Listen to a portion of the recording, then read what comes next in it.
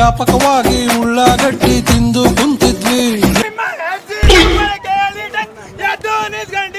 ನಿಮಗ ಶೇಕು ಹಣ್ಣು ಕೊಡಬೇಕಂತ ಕೈಯ ತೊಳ್ಕೊಂಡ್ವಿ.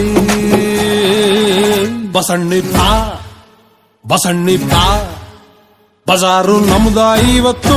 ಬಸಣ್ಣಿಪ್ಪ ಬಸಣ್ಣಿಪ್ಪ ಬಸಣ್ಣಿಪ್ಪ